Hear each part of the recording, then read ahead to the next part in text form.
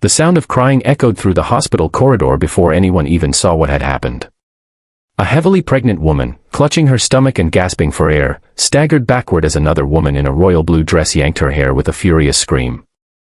Nurses froze in shock, a few patients looked on from their wheelchairs, and for a few seconds, time itself seemed to stop. The woman in the hospital gown, her face pale and drenched in tears, was not just any patient, she was about to give birth. And the one attacking her was the mistress of her husband, a woman who had waited too long to take revenge for a love she could never truly own. But what the mistress didn't know was that this pregnant woman, this quiet, humble soul, had a father whose very name could silence an entire city. If you believe that kindness and second chances can still change the world, then please take a moment to like, comment, share, and subscribe to Kindness Corner. These stories remind us that strength often hides behind the softest hearts. Her name was Sienna Holt, a 28-year-old woman who had once dreamed of a peaceful life with her husband, Jordan. They had met years ago, before wealth and ambition turned him into someone she barely recognized. Sienna had come from a simple background. Her father, Arthur, had left when she was young, or so she thought. Her mother told her he was a man who couldn't handle responsibility. That story had shaped her entire life. She learned to be strong alone, to love quietly, to forgive too easily. When she fell in love with Jordan, she thought she'd finally found someone who would protect her heart. But even during her pregnancy, when her emotions were most fragile, he began to drift away, distant phone calls, late nights, and perfume that wasn't hers on his collar. Then one day, she discovered the truth. Jordan was having an affair with a woman named Mara Steele, a glamorous executive with beauty that demanded attention and a pride that refused to share.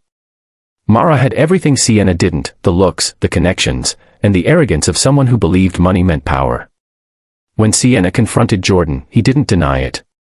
Instead, he said coldly that Mara understood him better. He left the house that night, leaving Sienna alone, heartbroken, and still months away from giving birth. Weeks later, Sienna began to have complications. Her doctor advised bed rest, and with trembling hands, she checked herself into a private hospital, hoping to find some peace before the baby came. She didn't know Mara knew about it, or that jealousy had driven her to the edge of cruelty. That afternoon, as sunlight poured through the glass hospital entrance, Sienna was waiting for a nurse to bring her medication. Her back ached, her contractions were irregular, but she was strong. She whispered softly to her unborn child, promising safety. But that promise was shattered when Mara stormed in, her heels clicking sharply on the floor, her eyes full of hatred. Without warning, Mara grabbed her hair and screamed accusations, calling her weak, pathetic, undeserving. "You think you can keep him with that baby?" she shouted, pulling so hard that Sienna screamed in pain. The commotion drew attention immediately, but before the nurses could intervene, a man in a dark overcoat stepped forward, tall, silver-haired, his voice low but thunderous with authority. "Enough," he said. The air changed. The nurses froze, not from fear, but from respect. Because they recognized the man, Arthur Vaughan, one of the most powerful businessmen in the city, a man whose word could ruin empires. But to Sienna, that name meant nothing. She didn't recognize him. Not yet. Arthur's eyes softened the moment he saw her face, the same innocent eyes as her mother's decades ago. His heart broke. He had spent years searching for the daughter he lost after a bitter divorce, years regretting his mistakes. And here she was, pregnant, crying, being attacked. His daughter.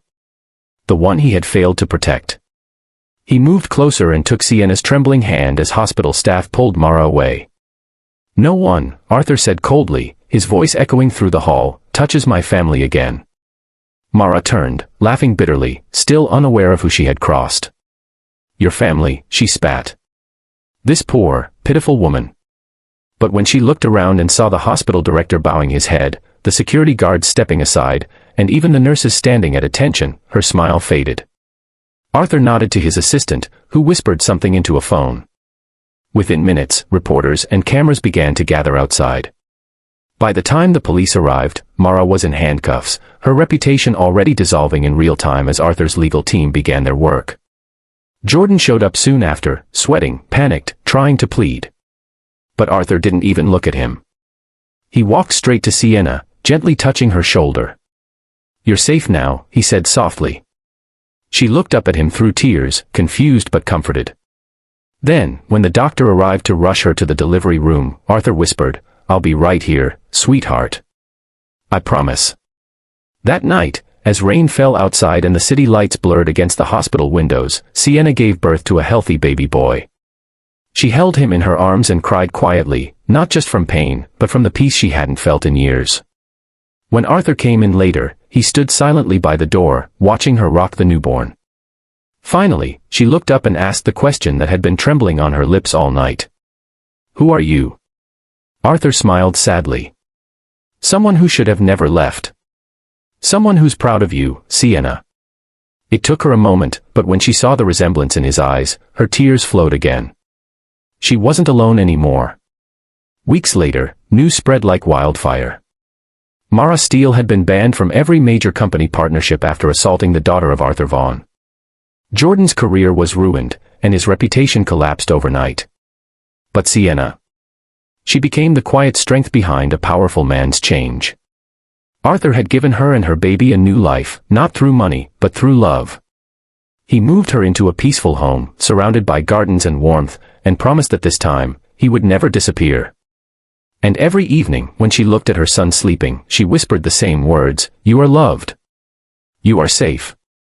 You will never know the pain I did." If this story touched your heart, please like, comment, share, and subscribe to Kindness Corner. It helps us keep sharing real, emotional stories that remind the world that compassion still wins. Before you go, tell us in the comments. Do you believe forgiveness can truly heal even the deepest wounds? Because in the end, what saved Sienna wasn't revenge, nor wealth, it was love finding its way home again.